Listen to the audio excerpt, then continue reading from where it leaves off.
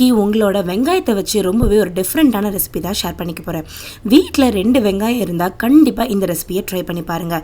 ரொம்பவே டிஃப்ரெண்ட்டாகவும் டேஸ்டியாகவும் இந்த ரெசிபி இருக்கும்.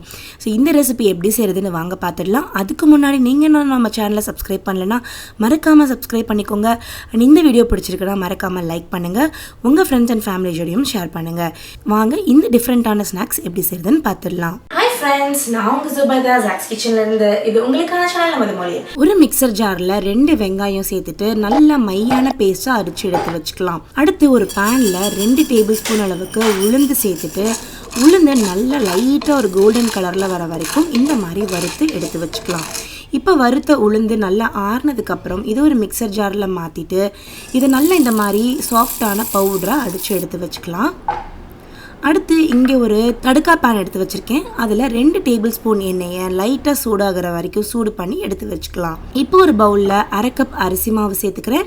நம்ம ஏற்கனவே வறுத்து வச்சுருந்த உளுந்து மாவையும் இதில் சேர்த்துக்கலாம். இதோட 1/2 டீஸ்பூன் அளவுக்கு மிளகாய் தூள், 1/2 டீஸ்பூன் அளவுக்கு மஞ்சள் தூள், 1/4 டீஸ்பூன் பெருங்காயத்தூள், சுவைக்கேற்ப உப்பு, இது எல்லாத்தையும் சேர்த்துட்டு நம்ம சூடு பண்ணி வச்சுருந்த எண்ணெயும் இதில் ஊற்றிடலாம். எண்ணெயை இந்த மாதிரி ஊற்றிட்டு நல்லா ஸ்பூன் வச்சு கலந்து விட்டுடலாம். எண்ணெய் வேணும்னு நினைக்கிறவங்க நெய் ஊற்றி கூட நீங்கள் இந்த மாதிரி செஞ்சுக்கலாம். நெய்யை உருக்கிட்டு இந்த மாதிரி ஊற்றிக்கோங்க.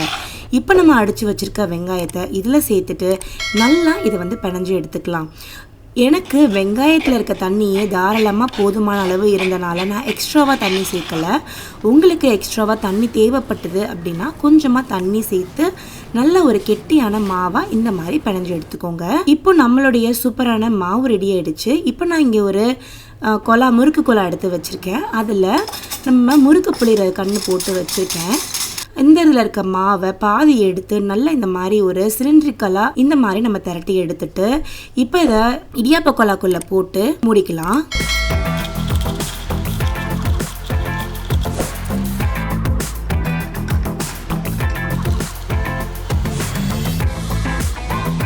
இப்போ ஒரு கடாயில் நல்லா எண்ணெய் சூடு பண்ணுறதுக்கு எடுத்து வச்சுருக்கேன். எண்ணெய் நல்லா சூடாகட்டும். இப்போ எண்ணெய் நல்லா சூடாயிடுச்சு. நம்ம எடுத்து வச்சுருக்க மாவை இந்த சூடான எண்ணெயில் பிழிஞ்சு விட்டுடலாம்.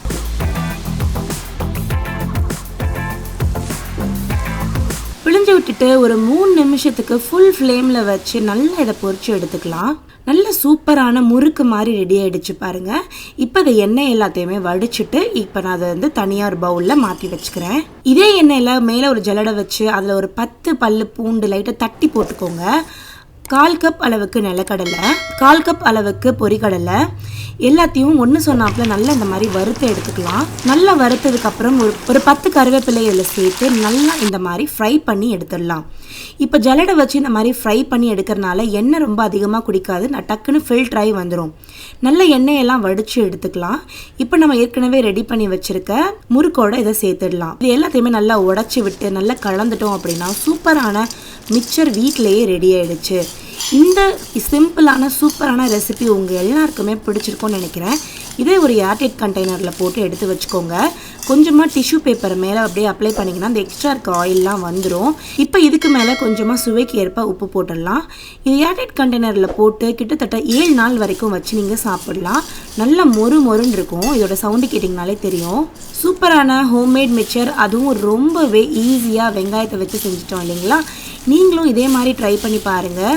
ட்ரை பண்ணி பார்த்துட்டு எப்படி வந்திருக்குன்றதை கமெண்ட் செக்ஷனில் சொல்லுங்கள். டேஸ்ட் எப்படி இருக்குன்னு மறக்காமல் சொல்லுங்கள். நான் உங்களுடைய கமெண்ட் அண்ட் லைக்குக்காக வெயிட் பண்ணிகிட்ருப்பேன். எனக்கு அது ரொம்பவே முக்கியம். ஒரு எனர்ஜி கொடுக்கும் நீங்கள் கொடுக்குற லைக்கு. நான் உங்களை அடுத்த வீடியோவில் சந்திக்கிறேன். அது வரைக்கும் பாய் பாய். நீங்கள் நம்ம சேனலை இன்னும் சப்ஸ்கிரைப் பண்ணலைன்னா மறக்காமல் சப்ஸ்கிரைப் பண்ணிக்கோங்க.